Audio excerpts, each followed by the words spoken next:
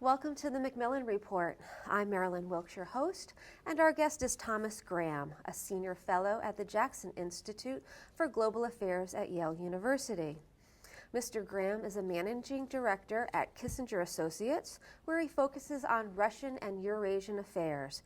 He was special assistant to the president and senior director for Russia on the National Security Council staff from 2004 to 2007, and director for Russian affairs from 2002 to 2004. As a senior fellow, Mr. Graham is teaching a seminar on cybersecurity for students in the global affairs major, and that is what we will talk about with him today. Welcome, Mr. Graham. Glad to be here. Let's begin with the term cyberspace and let us know what that means, and then I'm curious to know what its chief components are. Yeah, let me start by saying that this really is an exciting field at this point. As you probably noticed, there's been mounting interest in cyber issues, cybersecurity, over the past several months. I don't think there's a think tank in Washington or New York that hasn't had a conference, isn't planning to hold a conference on cyber issues in the next several weeks. I attended one yesterday in New York. The Council on Foreign Relations has set up a task force to focus on cyber issues and their meaning for American commerce, American security. Going forward. You might have noticed that Secretary of Defense Panetta gave a major speech on cyber issues, raising the threat of a cyber 9/11, cyber Pearl Harbor last week. A few months before that, the President himself authored an op-ed in the Wall Street Journal on cyber issues. So it really is an exciting time to be doing a capstone on cyber issues at the Jackson Institute. Now, to answer your question, cyberspace. Yes, what is it? You have to remember that this is a fairly new field. So one of the things that has to be done is agree on what the terminology is. What is cyberspace? The U.S. government has defined cyberspace as, and if I get this right, it's the interdependent network of information technology infrastructures, including the internet, telecommunication systems, computer networks, and processors and controllers in critical industries. Now, what does it include? It includes a lot of hardware. So all these mobile towers that you see around the country are part of it. Your computer can be, your iPhone, satellites, optic fiber networks, and so forth. It also includes a lot of software.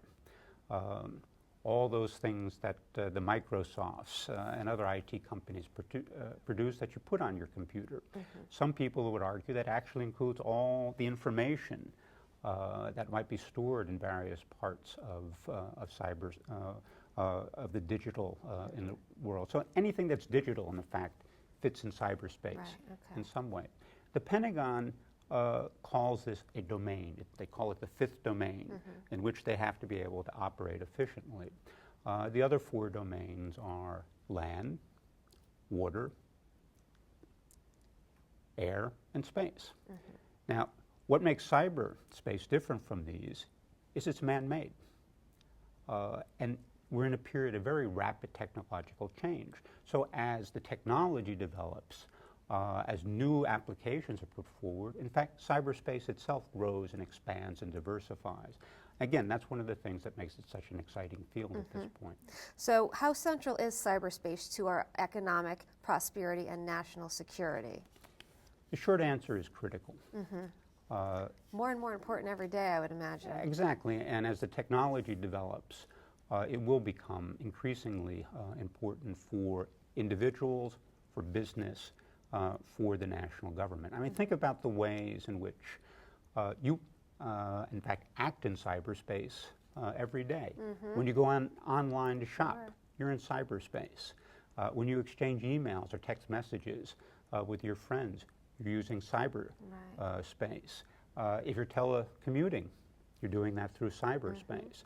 On the business side, we have banking, transportation, networks, all dependent on cyberspace for functioning. And for the U.S. government, particularly for the military is becoming increasingly what they call net-centric for running their operations. But if you think about all that whiz-bang stuff that the Pentagon likes to show off, their drones, for example, that's cyberspace. Precision-guided munitions, That goes through cyberspace in some way. So we are an increasingly wired society, society increasingly dependent on cyberspace, probably more so than any other major country in the world, although clearly cyberspace is beginning, and use of the cyberspace is beginning to grow elsewhere in the world. In fact, globally, there are about 1 billion users of cyberspace right now, out of 7 billion. In the next few years, you'll find 2, 3, 4 billion people in cyberspace. And I would just make this final point about it. We need to remember that if you think about the internet, for example, that it was developed over the past decades primarily for ease of access. People wanted to connect with one another, and they wanted to make it as easy as possible to do that. People paid very little attention to the security of these systems. In recent years, as we've become more dependent on this technology, there's been an increasing focus on the security. And that's one of the big challenges that we face as a society, as a government, is how to ensure that these systems that have become so critical to our day-to-day lives are secure, that we can be confident that our privacy is protected, the confidentiality of our information is protected, and that it still works in a way that makes life easy for us. Well, let's talk about some of the threats.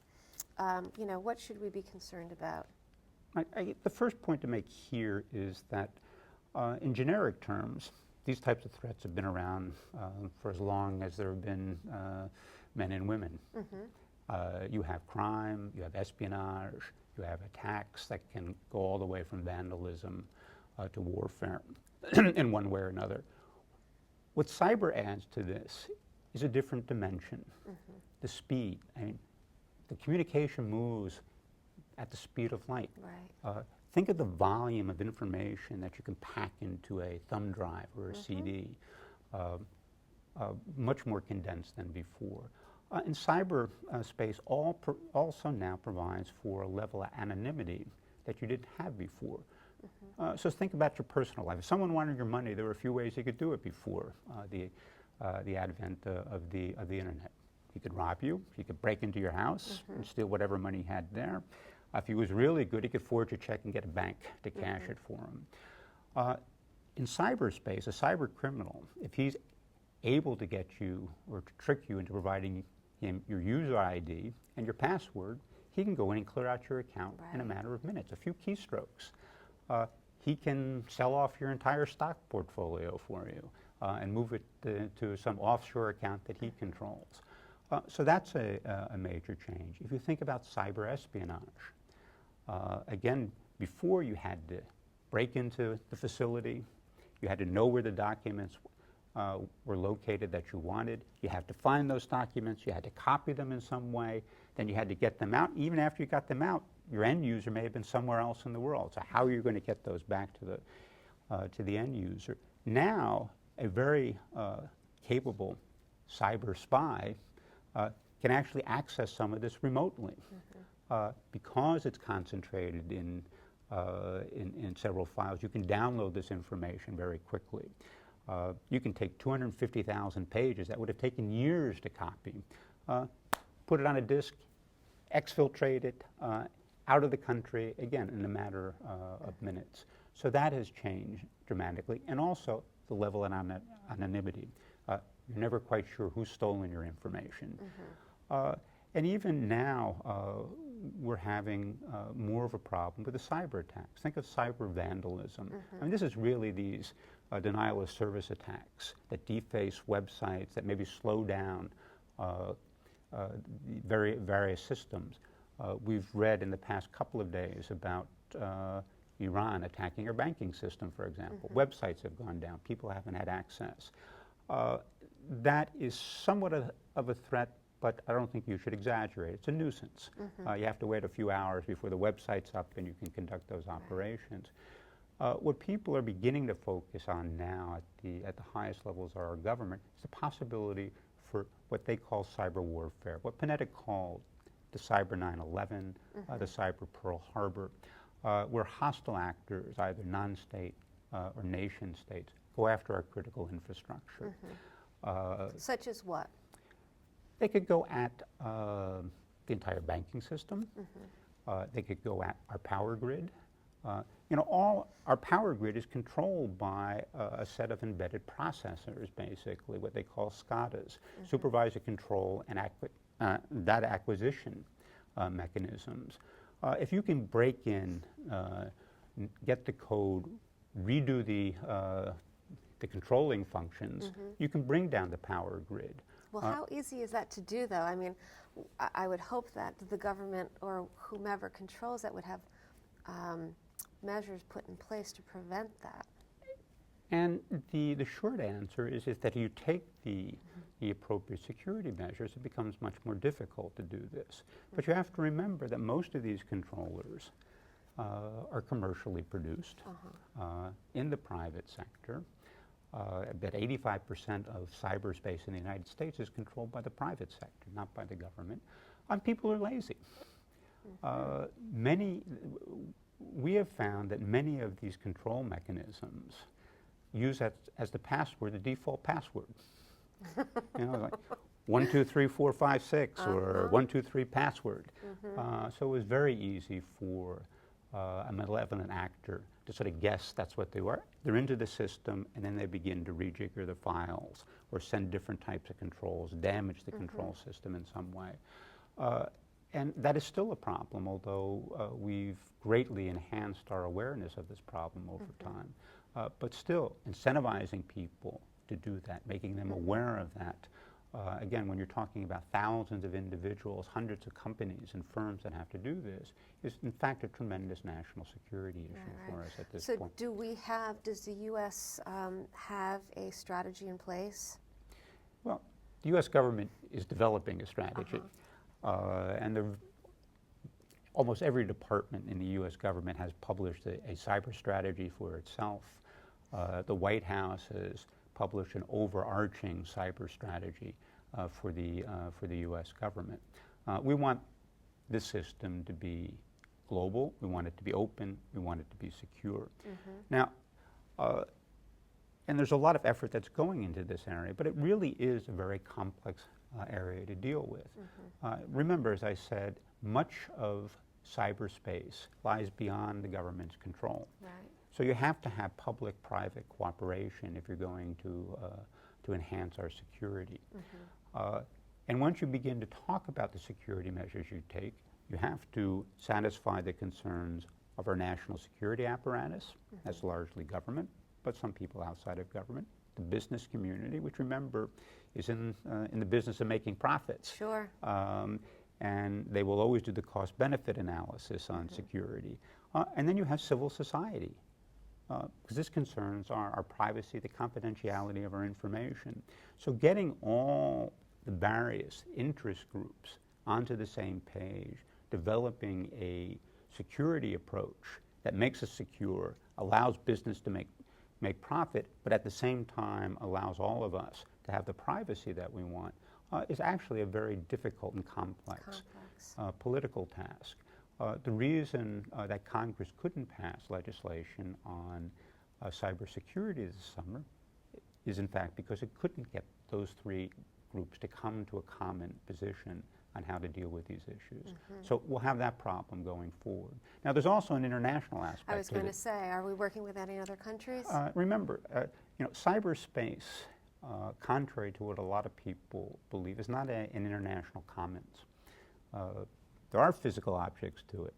As we've talked about, those are located in specific countries.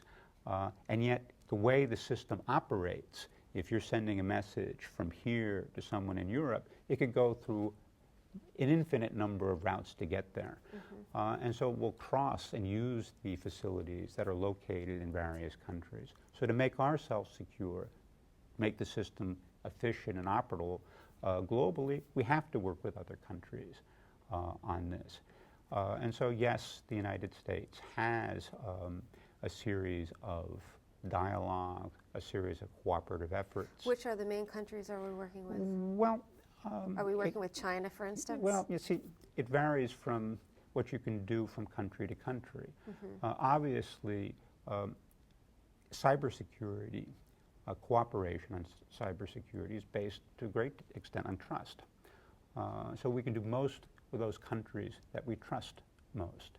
And so not surprisingly, we work well with the United Kingdom. We work well with some of our NATO allies. So even there are sort of differences in how they should be done. Japan, South Korea, for example.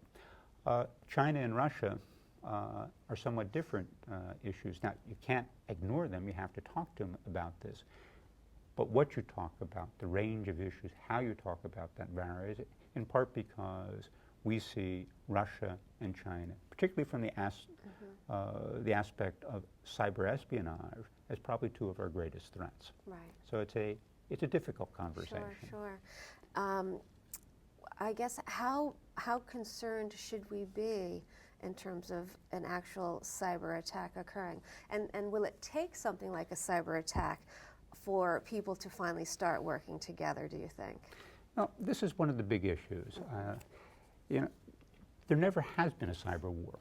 The Secretary of Defense might talk about it, but the fact is that no one has ever died from a cyber attack that we know of.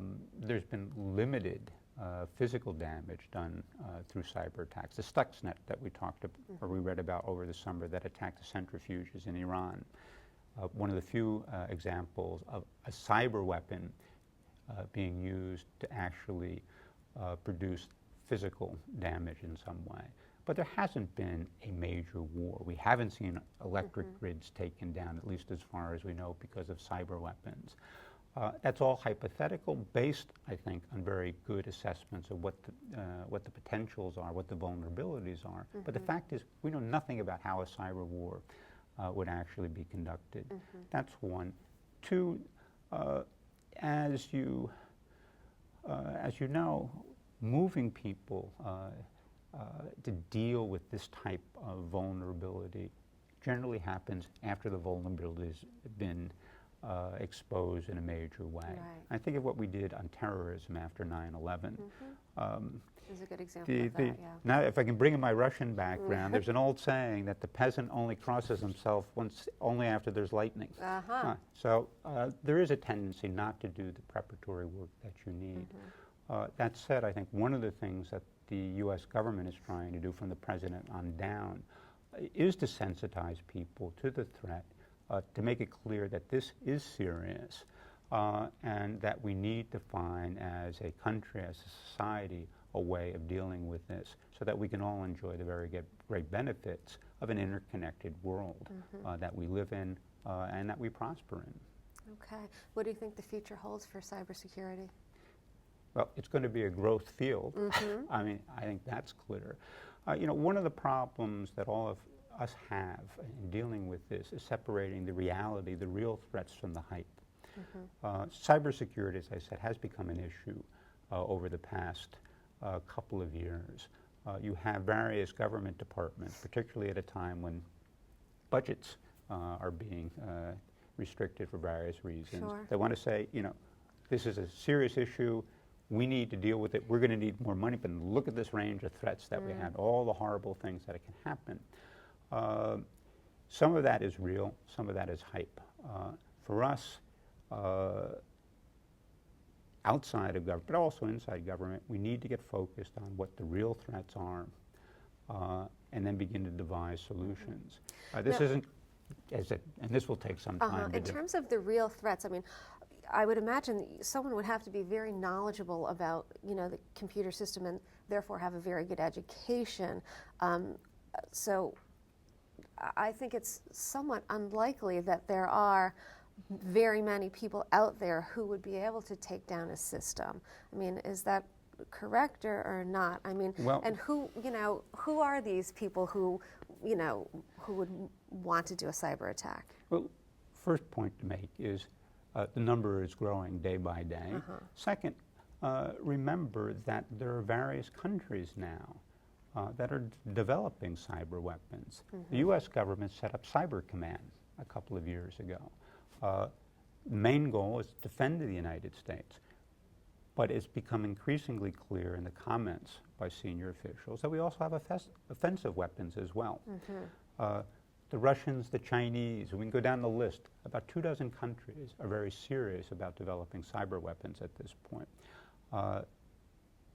It's not something that necessarily an individual sitting in a basement can do. You can Right. deface a website, but producing these types of sophisticated cyber weapons you would need for a future cyber war actually takes a higher level of capability. Right. But nation states are capable of that. Certainly what we have seen over the past several years is various countries probing U.S. systems. We don't know entirely what they might have left behind on the systems that will allow them access in the future. Again, that's one of the challenges, is making sure the system is clean of all types of malware, that you can have confidence in it and its functioning. Yes, it's not something that everyone can do, but there are growing numbers of technologically sophisticated people using the resources of states that can do this, and that will increase in time. Right. Well, hopefully, as that increases, we'll also be increasing ways to prevent that from happening. No, absolutely. I think we're all much more aware of cybersecurity now, certainly in our personal lives. Yes. This is becoming an issue in government. Let me just make the final point. That's not only about technological skills. It really is a political problem at the end of the day. Most of the people who are going to make the decisions what our cyber strategy are don't have a clue as to how this really works in the real world. It's sort of like nuclear weapons. Right. You have an idea of what they can do. You know you've got a bunch of people over here who know the technical details, but you've got to think through the political strategy, how you bring people together to pursue a certain set of goals. And that takes a tremendous amount of political skill. Right, and time too. And time. Well, thank you so much for being here. That's been fascinating. You're certainly welcome. For more information about Thomas Graham and his work, please visit our website at yale.edu/Macmillan Report. Be sure to join us again for another episode of the Macmillan Report, made possible through funding from the Whitney and Betty Macmillan Center for International and Area Studies at Yale.